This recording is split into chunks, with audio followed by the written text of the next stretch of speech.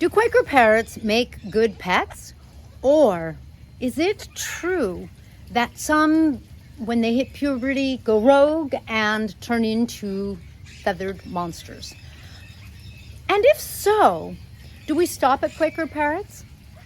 Isn't any parrot able to turn into a monster when they get hormonal? And if you think the answer is no, have you ever met a hormonal male cockatoo? Fortunately, I haven't, but I've heard too many stories. Hey guys, I'm Kaylin, the author of The PARROT BLISS Bond and the new book, Get to Know African Grey and Cape Parrots, both available on Amazon. Get your copies today. This is Blue, one of my now 3 Quakers, because Blue was brought to us because Blue wasn't doing well. His bonded human went away to college, and so Blue was getting sad and losing weight and starting to pluck. And so I'm trying to work to get Blue back in a healthy place and get Blue to reconnect with his parrotness.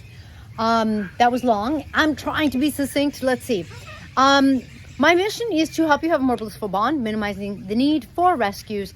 If you already knew Blue, if you're used to hanging out, thanks for being here. I really appreciate if you've already subscribed or if you've become a member on my YouTube membership. Let's get started.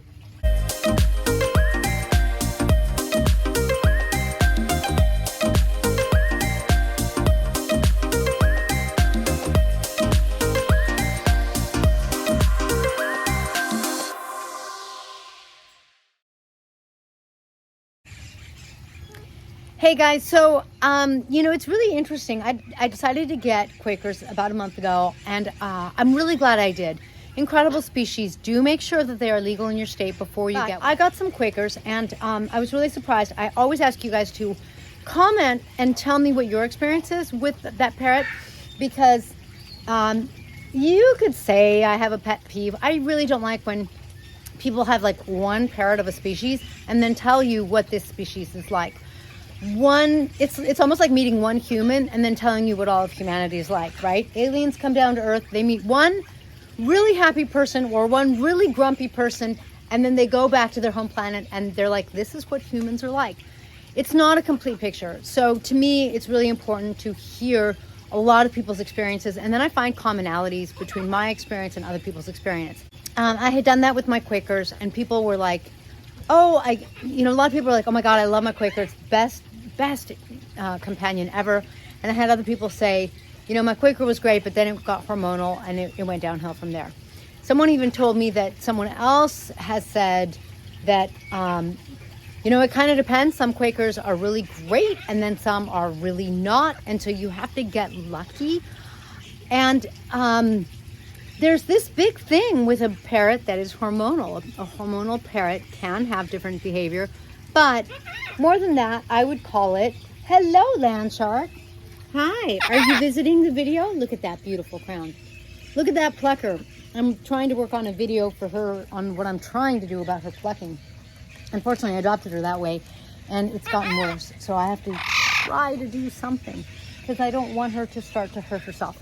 Anyway, so, the question is, does any species get problematic when they are hormonal? And the answer is, no, not every single parrot, because I absolutely don't believe in absolutes.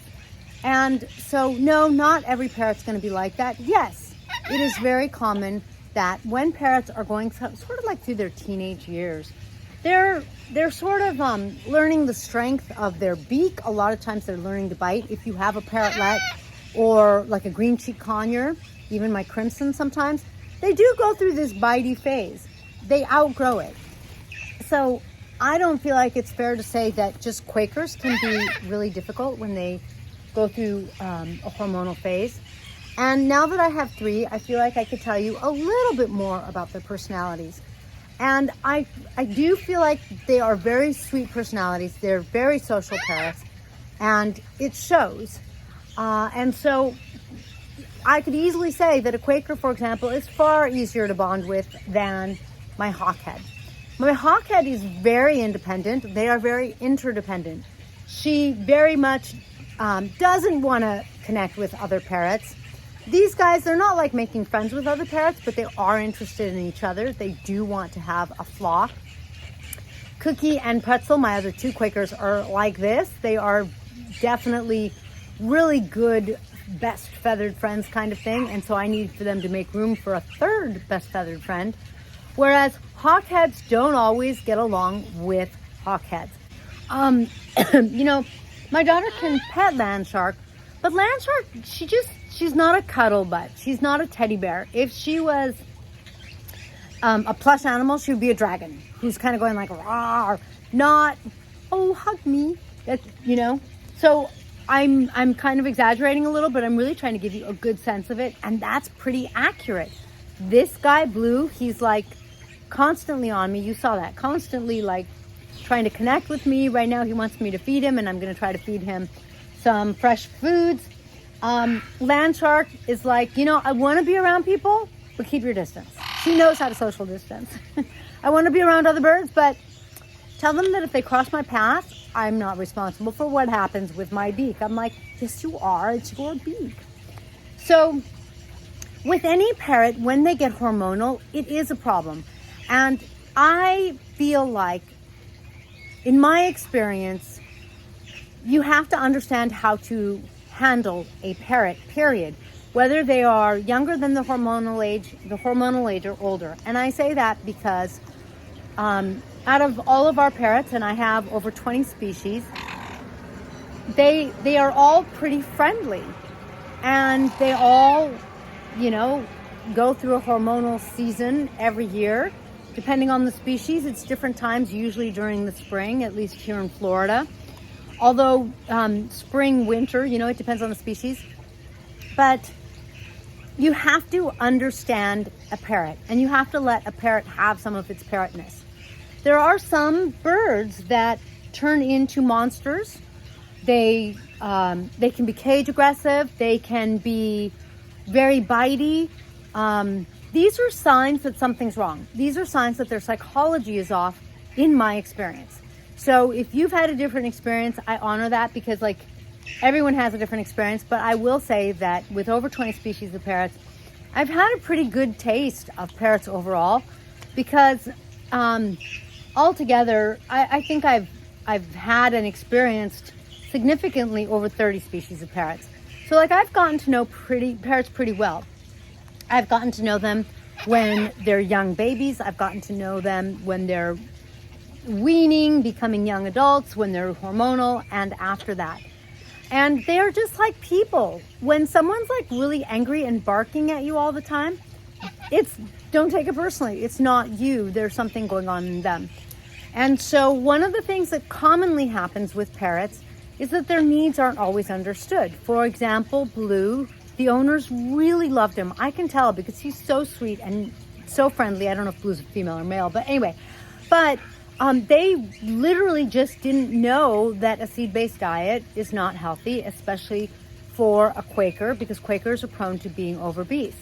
So getting to really know and understand this exotic bird, and I think the word exotic is also an umbrella for difficult. Difficult because they have a lot of needs, because they're hard to take care of. Our new galah has started to chew the walls. OMG. Why? Because this is a species that needs to chew a lot of wood. One of my people in my membership, she is pretty darn parrot savvy. And she's like, yeah, you know what? I have a friend who has an umbrella cockatoo, and my friend said that like chew. They just chew a lot of wood. And I'm like, I kind of wish you had told me that like a week ago. But, you know, we can't give our Major Mitchell enough wood. She just decimates it. And now the galah is starting to do that too. Like every species is unique and different, and they all have different needs. The rest of my parrots, you know, sometimes they chew on things, but not like that, you know, like, so every species is different. And so getting to understand a bird and getting to really understand how to take care of them is difficult. It is difficult to fully understand. There probably isn't enough information online, especially, and there's so much contradictory information online that makes it really hard. So that meeting a parrot's needs and giving it like really the right dietary needs, physical needs, the right perches, the right cage, the right social life, like making sure all of these things, you're giving your bird all of these things, that you're not using the wrong cleaner, you're not, you're not burning a scented candle, like on and on. There's so much to it that one of the difficult challenges, I think, is if your parrot seems to be going hormonal. For me, part of the question is, well, that could very well be. And when they're hormonal, they get into a very defensive mode because they're defending their nest. But it doesn't mean that they turn into like this beast necessarily. And if they're turning into a beast, I start to suspect that other things are going on, and that those phenomenal, I like the word exigent, it means demanding. Those phenomenal exigent needs aren't necessarily being met. That's one problem that I'm having with land shark. She isn't necessarily getting all of her needs met. She's not turning into a beast, but gosh, what do I do to make sure that she doesn't continue to pluck? Because once they start plucking, it's pretty darn hard. And she came to me as a plucker, so it's a difficult thing, right? Right, land shark? She can be nasty. She sent one of my other birds to the ER, and it wasn't awful. She bit his foot pretty good. So, she can be difficult, but she can also be really sweet and loving. And if you have a sense of her right now, she is. Because you could see that Blue's going to annihilate my shirt. But, hi, land shark. Hi, sweetie. Can I give you a pet? Hi, love. Oh, my, no. What's wrong? Is something wrong? She's being so gentle. She's like, yeah, something's wrong. I find that every parrot is like a person. They are an individual. They have individual needs and regular normal needs, and finding all of those and meeting those is difficult. And so having a parrot is challenging. So do I think Quakers are a difficult species? I don't, based on my experience. I have 3 Quakers. I have not found them to be super difficult. I'm trying to think of an example of a parrot that I might have who's super difficult. Actually, I'll give you an example. Amazons.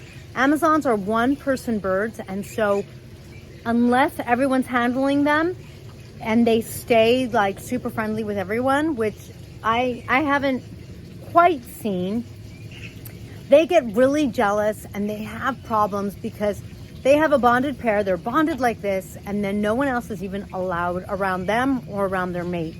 So, for example, my Amazon Ursulus, who is a Mexican red-headed Amazon, he has now his best friend, Henry, who is a mealy Amazon. And sometimes, I have to take Ursulus out of his cage very carefully because Henry gets jealous and defensive. Henry's going, hey, that's my bird. Get away from my bird. And that's just natural. That's just their normal selves. They aren't beasts. They're difficult. This is, in addition to screaming their heads off, these are the things that just make an Amazon difficult. My Quakers, they are kind of loud. I feel like I'm going to say they're louder than my conures, but most of my conures are Puria conures, and that's a scientific classification. I believe it's their family or their genus. And Puria conures are the more quiet conures. So I'm not talking about like a blue crown conure. I've never gotten one. I almost got one, but I heard that they're really loud, and I was like, I already have Amazons. No more decibels, no more loud decibels, please. So I'm not saying that the Quakers are less or more loud than those conures because I don't know. I'm saying my conures aren't terribly loud. My Quakers, I feel like they're louder than my conures. And that's a little difficult because they can be a little loud. But generally speaking, I find my Quakers to be very sweet. They were hand-fed cookie and pretzel. I'm working on taming them because they were in the pet shop for a couple months. And that was enough time for them to lose their hand tameness from being hand-fed. So they're not like super wild, but they're not like Blue. Blue does spend some time off of me, but when I let Blue out his or her cage, which I try to do often when I'm available, Blue flies onto me, usually onto my head, which I don't like, and then I put Blue on my shoulder, and Blue's pretty good about staying on my shoulder. So I don't feel like Quakers are a nightmare. I really don't. That hasn't been my experience. I'm sure there are exceptions, but I think that you have to take everything in stride, and you have to realize that it doesn't matter what parrot species you get. Parrotlets can also be, you know, they're little. They're 30 grams, about 3 inches. They're the smallest in captivity, the second smallest in the whole Psittacine, which means parrot umbrella. But they can be nasty little buggers if they want, you know. I mean, they have little beaks, but man, they're powerful. So it isn't necessarily, are Quakers difficult? Can they go hormonal and then you kind of lose your Quaker? My opinion, my experience is no. Quakers, like any other parrot, they have exigent needs. You have to really get to understand your parrot. You have to be biddable. You have to be bending. You have to be patient. You have to be willing to spend a lot of time with any parrot so that your parrot gets to know you. Your parrot wants to bond either with you and hopefully with another parrot. Generally speaking, I can bring Ursulus and Henry out and there aren't any problems. I can pet Ursulus, but generally speaking, Ursulus and Henry, they keep each other company 24/7. It's what makes them happy and what keeps them really in well-being. But I can also bond with them to some degree. It's difficult with Amazons. With my yellow-naped Amazon, she and I are bonded like this because she chose me. I'm her one and only, and it works out, but no one else is allowed to come around her. So Quakers aren't like that, but my point is I don't find that Quakers are a super difficult species. I feel like any other species, they aren't necessarily understood. And so when you really take the time, I think that you could have a very sweet and loving bird like Blue is. And so hopefully I can get Blue all healthy. If you have any questions or comments, please post them below. If you've had a different experience with a Quaker or any other parrot, let me know. I really enjoy reading about your experiences. I try to respond to every experience. Sometimes the posts disappear on me. Sometimes you have said something and YouTube flags it as inappropriate for whatever reason. I can't even tell you, you know, I don't know what the algorithms do or don't do. It's not me. I can't even usually get to it. Like I'll see that I have a message and I'll click on it and then it's gone. So if I don't respond, please assume that something weird like that has happened. You can always repost. And if it disappears again, you know, try looking at your words. Maybe there's some word that's triggering something. But otherwise, I hope you have a blissful bond because I think it's one of the best things ever. If you haven't already, please be sure to like. If you really enjoyed this, you can always do a super thanks, which is to the right of the like. You can buy me a coffee if you like. Or you could support my mission by doing so. And you can also consider becoming a member. My little group is fantastic, phenomenal. I really love it. We have some nice energy. Everyone supports each other, and it's just a great place. Like I haven't found any other place where bird lovers come together and ask each other questions or, you know, share their experience. It's just been phenomenal. I absolutely love it. So you can consider doing that as well. Thanks for joining me in this blissful video. I will catch you in the next one.